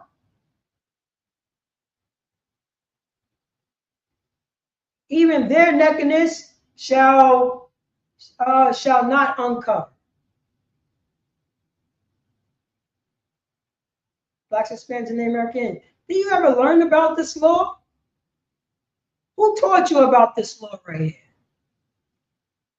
You got, you got family members that say, oh, it's okay for my brother to walk around shirtless around me. We blood. It's okay for my daughter, for my sister to walk around with pom-pom shorts on and a goddamn tank top with no bra on. It's okay. We blood. No, that's disgusting. And it's uneasy. We have a moral compass. We are a class of people. We classy. We mindful about the things that we wearing.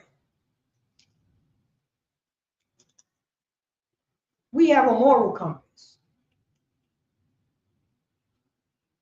Our slave master says it's okay for us to dress up like horse. And you're going to see it in this, You're going to see what moral compass come out of the LGBTQ community parade, except for being a bunch of disgusting bastards and lustful bastards. On top of that, moral compass, whatever make you come, it's okay with them. Any disgusting, and babies is looking at that. Naked men is walking on the streets in front of little kids. Naked women is walking on the street in front of little kids, in front of their brothers, in front of their sisters, in front of their mothers and aunts and fathers.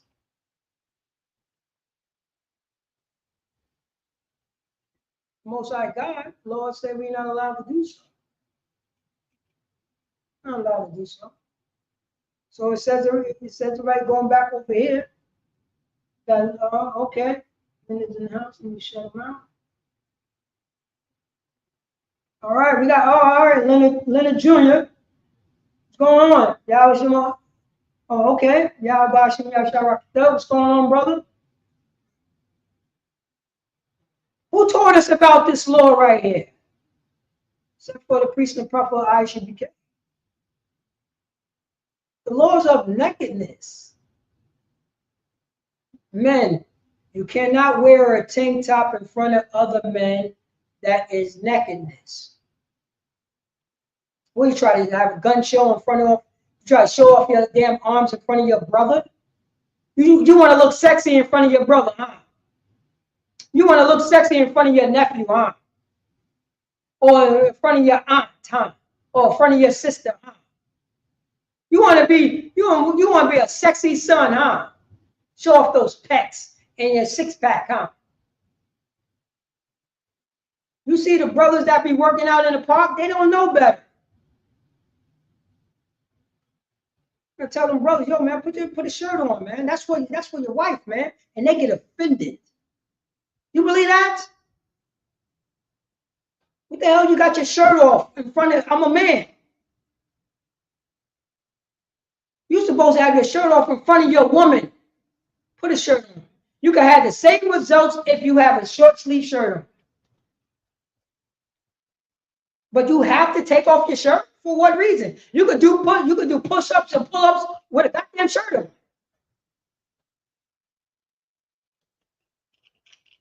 But you know what I'm saying? I will press and love to see, you know what I mean? They are bisexual by nature. White man is bisexual by nature, so he loved to see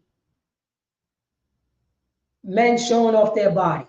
This bodybuilding thing, that's gayness. That's gayness.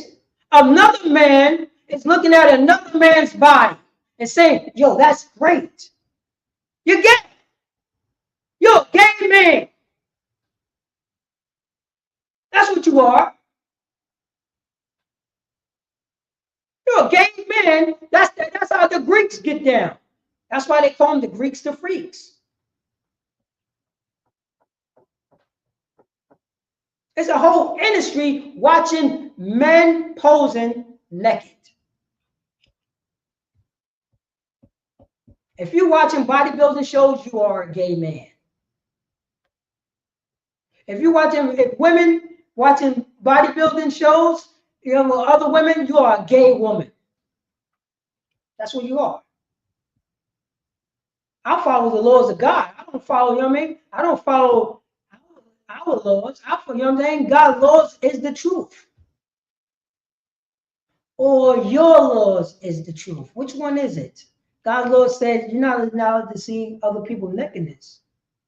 Your law said you are allowed to watch other people's nakedness.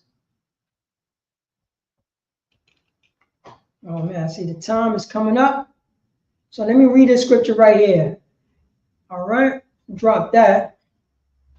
I want everybody to go to Psalms chapter 119, verse 142. Go to Psalms chapter 119, verse 142. Baba Kishar. And we're gonna probably wrap up with this right here. Matter of fact, all right, yeah. So yeah, Psalms chapter 119, verse 142. Thy righteousness is an everlasting righteousness, and thy law is thy truth. Thy law is the truth. So the righteousness is the everlasting righteousness, and the law is the truth. And talking about the law of God is the truth. That's what it is. It says in verse 43. Let me see here. Trouble and anguish have taken hold on me, yet thy commandments are my delight. Look at that right there. So the trouble that's going on in your life, the anguish, the fight that's going on in your life, have taken hold of me, yet. You know what I mean? Everything that's going bad in my life. All, you know what I mean? All this hardship is going on in my life. It took hold of me. It took hold of me heavy. But yet, thy commandments is my delight. Once I follow the commandments, that's my delight. I fight my depression to follow the Lord's statute commandments. Because it's telling me God got this. It's going to be a fight. You know what I mean? It's going to be a fight for me to not follow the Lord's statute commandments. But I'm going to look, you know what I'm saying? I'm going to look to follow the Lord's statute commandments, God's laws, and I'm going to make it a delight. That's what I'm going to do. That's what we should do. Blacks, Hispanics, and Native American Indians. Because you know who did not make the Lord's statute commandments a delight? The Christian church.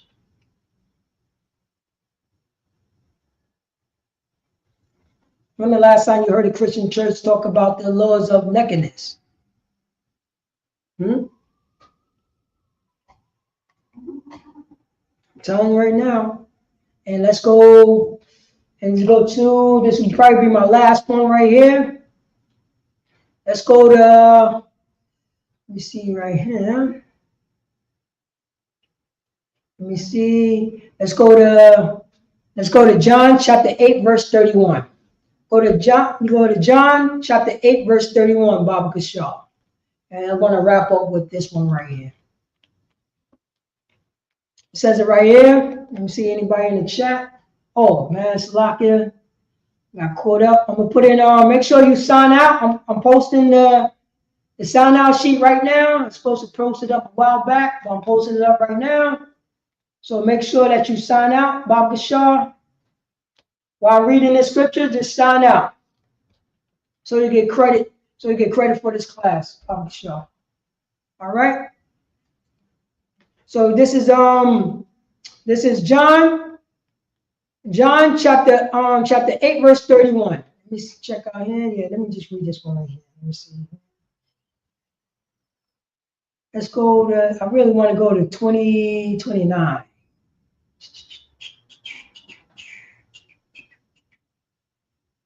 All right, go to John chapter 8, verse 29. And this is Yahweh Shah speaking. This is in course Jesus Christ. And he said that, oh man, I want to get context.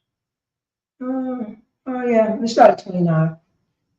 And he that sent me is with me. The Father hath not left me alone. For I do always those things that please him. So you know that Jesus Christ follow what the Most High God sent him for. Remember, he didn't break no laws of God. He was sinless. He was a spot-free lamb. I mean, spot-free sheep. That's what he was.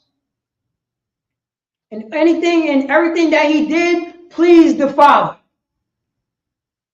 Remember, Jesus Christ is not God. He's not equal to God. He had to please the Father. He had to be an obedient son. And that's what he was. So everything that Jesus Christ did, he pleases his Father, his authority. Verse 30. As he spoke these words, many believed on him. Many believed on him. Who believed on him? Israelites, his kind, his people, when he was speaking these words. Don't say nobody wasn't following Jesus Christ. Don't say that. Many believe his words. They believe the truth that he was talking about. And he was talking God's words, not his own. Verse 31. Then Jesus said to those Jews which believed on him, if ye continue in my words, then are ye my disciples indeed. If you following what I'm saying, if you following these words that the Most High God gave me,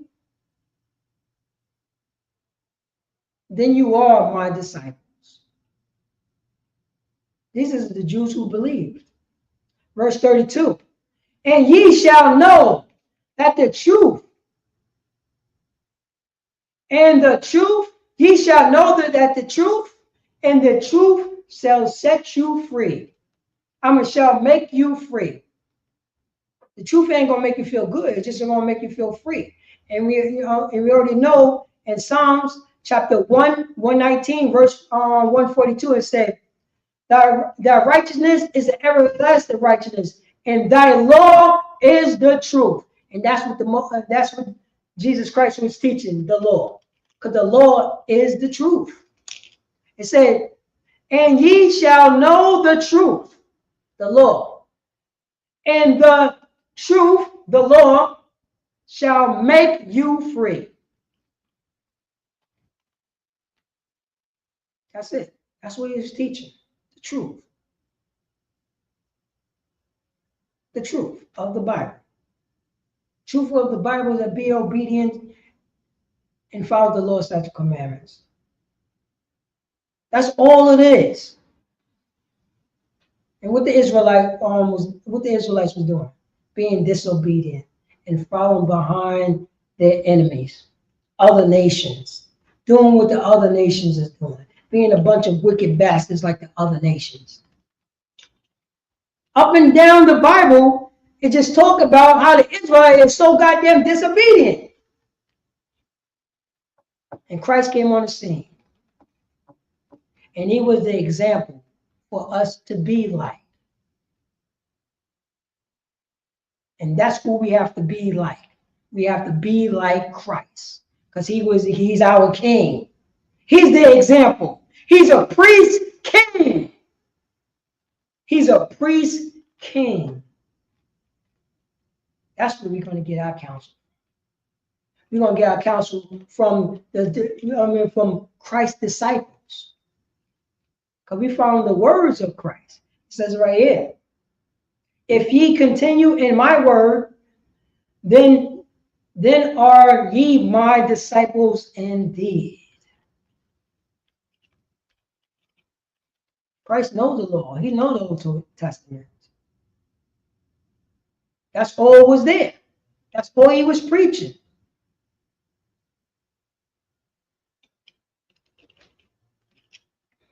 And with that, okay, let me go right here. Oh, man. See you, priest. You know, I'd like to get a shout out for priest and officer 1000 Sha'ar, the water for letting me hold down the class. I appreciate that. Shalom, Yahbashim Yasharakata. You know what I mean? No doubt. You know what I'm saying? In the house. And with that, I'm priest and officer Paratazar holding the class down for priest and officer 1000 Sha'ar, Sha'ar UPK. You know it? A Yundabar. And this is the ISUPK, the Israelite School of University Practical Knowledge, start off at 1 West 125th Street, Harlem, New York, under Commander Junior Honor. And since 1969, we've been teaching the so-called Blacks, Hispanics, and Native American Indians. We are God's chosen people. And the title of this class is The People of God. God's laws is the truth, or your laws is the truth. And we just understand that God's laws is always going to be the truth. And that's going to set us free. And with that, you know what I'm saying? I want to say Shalom Yahweh Hashem Yasharakatam to the brothers. Shalom Yahweh Shemar Atam Bashim to the sisters. Shalom.